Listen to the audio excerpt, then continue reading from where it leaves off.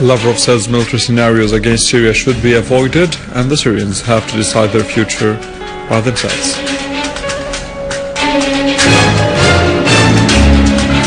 New reports and documents prove the involvement of terrorists in chemical weapons use in Syria.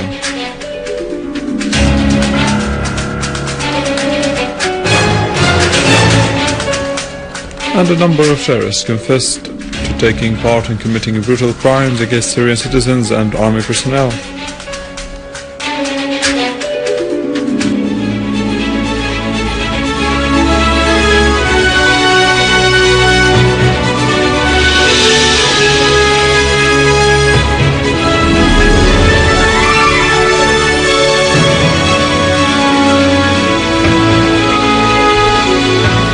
Good afternoon, this is News in English from the Syrian Arabs Division in Damascus. Syria's permanent representative to the United Nations, Dr. Bashar Jafari, said that he informed the United Nations Secretary General Ban Ki-moon that Syria has joined the Convention on the Prohibition of Development, Production, Stockpiling and Use of Chemical Weapons of 1992. In a statement, Al-Jafari said that he asked on behalf of the Syrian government, Ki-moon as the custodian of the convent, to lodge the document of Syria's joining at the Organization for the Prohibition of Chemical Weapons, the OBCW, and inform all UN member states of Syria's decision to join the convention. He pointed out that Syrian Foreign and Expatriates Minister Walid al-Muallim sent a letter to the Director General of the OBCW informing him of Syria's joining the convention. Jafari noted that this wasn't a spur-of-the-moment decision, as Syria had submitted to the Security Council in 2003 a draft resolution for making the entire Middle East clear of weapons of mass destruction, but all Syria's efforts in this regard were thwarted by the refusal of Israel and its protectors. Russian Foreign Minister Sergei Lavrov stressed that military scenarios in Syria should be avoided, adding that Russia's starting point in work with the United States is Damascus' decision to join the Organization for the Prohibition of Chemical Weapons. In a joint press conference with his US counterpart John Kerry, Lavrov noted that he stressed the issue of avoiding military scenarios regarding Syria in his meeting with Kerry, as well as that of the Syrians determining their destiny by themselves. He stressed that there cannot be talk now about using force or any punishment against Syria, noting that any breach of the terms agreed upon concerning the Syrian chemical weapons will be discussed by the Security Council, which is to adopt suitable decisions. Lavrov considered that solving the issue of chemical weapons in Syria is a step towards making the Middle East region free of weapons of mass destruction. He also highlighted that what was agreed upon today between Russia and the US is considered a major step towards finding the comprehensive solution to the crisis in Syria. Lavrov said there are countries who have worked hard to fund the war in Syria, while there are other countries that are striving to reach a peaceful solution toward of destruction and bloodshed. For his part, the US Secretary of State said all parties know that there is no military solution to the crisis in Syria, affirming that the solution should be political. Kerry stressed readiness to give a chance to the ongoing diplomatic efforts regarding the chemical weapons in Syria. He made clear that what he and Lavrov are doing in Geneva is implementing the agreement reached between US President Barack Obama and Russian President Vladimir Putin in St. Petersburg summit.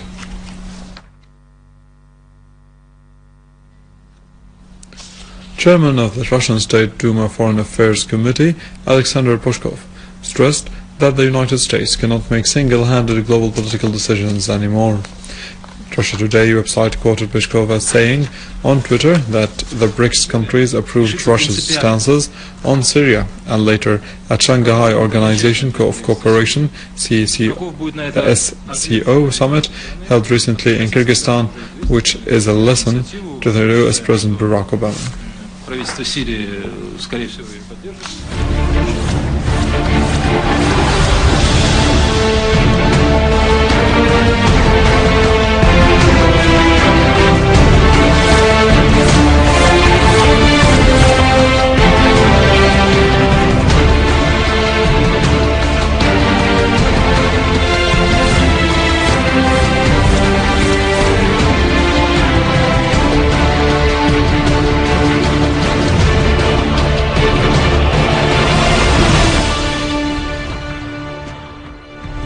Assistant Regional Secretary of the Socialist Arab Al-Baath Party, Hilal, Governor of Damascus countryside Hussein Makhlouf, and Secretary of the Baath Arab Socialist Party branch in Damascus countryside Muhammad Bakhit toured the city of Malula after the army cleared the area of terrorists. The visitors were briefed by the army officers on the military operations which inflicted heavy losses upon the armed terrorist groups before rescuing 2 civilians from the area who were abducted by the terrorists for a week. Hilal stressed that the Syrian people in cooperation with the army were able to overcome the plot and confront the armed terrorist groups. For his part, Makhlouf said that the governorate has started to repair the infrastructure in the city, adding that the government will provide loans to the locals to enable them to rebuild their damaged houses. In turn, Bakhit said that the unity among the Syrian people will remain strong despite all the plots and schemes that aim at undermining it, adding that the Battle of Malula is the battle of the people and the army.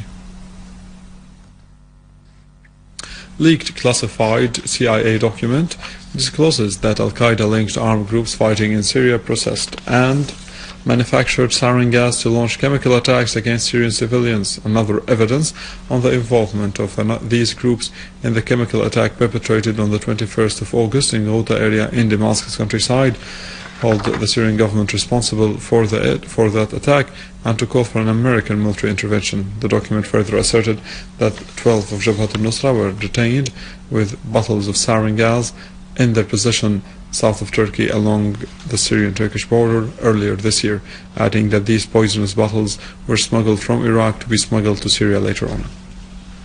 The document further asserted that the American army carried out many investigations and that news coming from Iraqi tribes showed more than 50 traces that proved that Al-Qaeda in Iraq developed sarin gas to be smuggled to Syria, and that the preliminary results of the investigation carried out by the United Nations on the terrorist chemical attack on Khan al-Assad district in Aleppo pointed strongly that the armed groups were behind it. For his part, expert in the international terrorism Joseph Bodensky said that the latest results on the chemical attack on Ghouta proved that the chemical attack perpetrated by the armed groups against its own posts aimed to bring about the American intervention to Syria, and that the chemical substances used were preliminary, prepared in houses and not by armies. A number of terrorists confessed to taking part in committing brutal crimes against citizens and army personnel, including abduction and murder, vandalizing public establishments and receiving funds and weapons from countries in the region. More about that in the following. My friend Muhammad Khalid Al-Hussein from Al-Hamra village in Hama city, who was performing the military service with me, defected from the army and encouraged me to do so and joined the terrorist group of Al-Bara affiliated to Al-Nusra Front. I left the base where I was serving in Suwaida and joined up with the terrorists who gave me a monthly salary of 12,000 Syrian pounds. They gave me an automatic rifle, 3 full magazines and 200 bullets. Members of the terrorist group and I attacked army checkpoints in Dar'a countryside, including 2 in Khirbat Ghazale, where we slaughtered all 35 soldiers in it and stole their weapons, which we turned over to Jabhat al-Nusra. I also took part in 8 acts of abduction, including 2 in which the abductees were delivered to a man called Muhammad Zabi in the town of Al-Msayfre, where Al-Zabi issued a fatwa to kill the 2 after they refused to join the terrorists. So I slit their throats while they were tied up. 2 of my associates slaughtered the throats of the other 6 abductees, and they were rewarded with 1,500 Syrian pounds for everyone whose throat was slit, and 2,000 for each attack on an army checkpoint. I am a member of a group affiliated with Jabhat al-Nusra. I was recruited with a promise of being paid 12,500 Syrian pounds a month and 2,000 for each attack on a checkpoint. After being given an automatic rifle, I took part in several attacks on checkpoints in Damascus countryside and opened fire against 15 Syrian army personnel. I also took part in dozens of robberies and thefts of stores and warehouses. We also received funds and weapons from Qatar, and we were joined by gunmen from Afghanistan, Iraq, Libya, Palestine and other countries. The group's leader, Bashar Awad, asked me to join the army to get a rifle and then run away with it. So I enlisted but ran away without stealing a rifle and joined the terrorist group. The first operation I took part in was the detonation of a car bomb in Khan Sheikh area, when I helped in rigging the car with around 500 kilograms of explosives, and later my group and I detonated a second car bomb in the same area and took part in several attacks on checkpoints there, killing around 20 soldiers.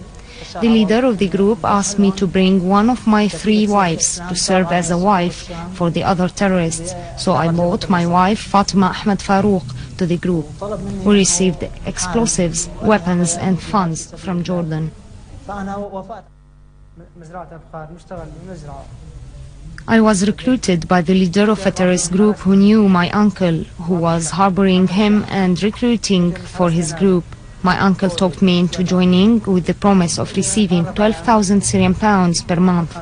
I participated in the operations carried out in the eastern Ghouta alongside with other terrorists from Libya, Afghanistan, Pakistan and Jordan. We were receiving money from Turkey via the terrorist group's leader who were distributing it. I am affiliated to Altair Battalion alongside 500 other gunmen. I participated in the attack on the Vehicle Management Department in Harasta. We killed 11 military personnel and kidnapped 9 others from the Technical Institute. I also took part in preparing 2 booby-trapped cars which were later detonated in Jaramana and Al-Qazzaz, claiming dozens of lives and wounding others.